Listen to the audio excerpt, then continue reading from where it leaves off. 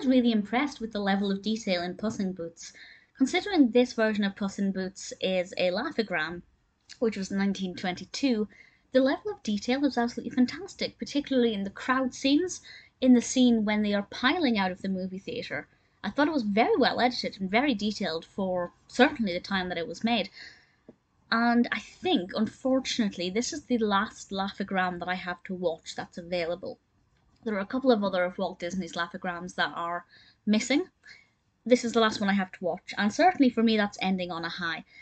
The narrative, I hate to admit this, but I don't know how close this is to the actual Puss in Boots narrative, because I've never actually read Puss in Boots, and I've never watched any adaptation, including the DreamWorks film.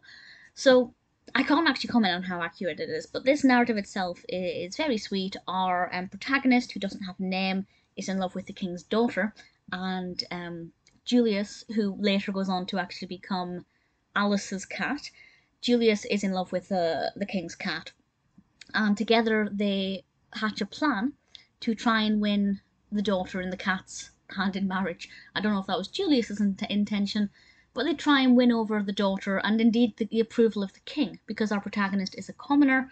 The king doesn't think he should be anywhere near his daughter.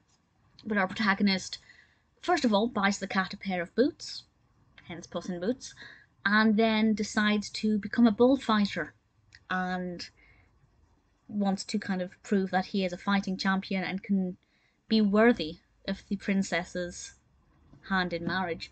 I won't say how it concludes. I will say it's not as predictable as you might think.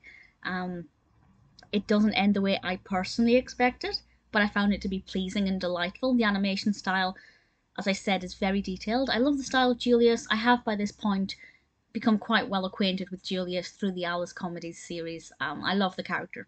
Not my favourite Disney cat. Interestingly, when I name Disney cats, Julius is not one that I actually think of, but certainly Julius is a Disney cat, the very first Disney cat, and as far as his role as Puss in Boots goes, well, he takes a bit of a backseat in the narrative, to be honest, but he's very cute, and I really like the animation style.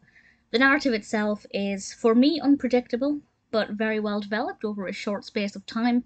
For this to be the last laugh-o-grams that I watch, hopefully not ever, I'm hoping the others will somehow become unearthed at some point and be in viewable condition, but to say that this is the last one I'm watching for now, I think it's ending on a high.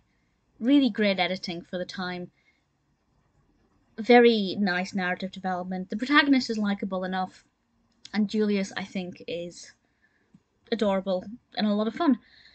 Definitely worth watching if you're a fan of the early days of Walt Disney. For me, personally, this animation on its own is not something that I'm going to analyse too much. I'm not going to go and look into it in too much detail.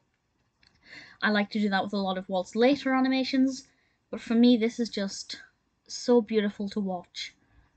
It's an early look at what Disney used to be, and certainly, of course, this was not under the Walt Disney Studios name, it was under Laugh-O-Gram Studio, and it's just so interesting to think of Walt Disney's journey as an animator, as a producer. It's a wonderful journey, and it's a bit of an origin to Walt Disney. I think it's absolutely beautiful.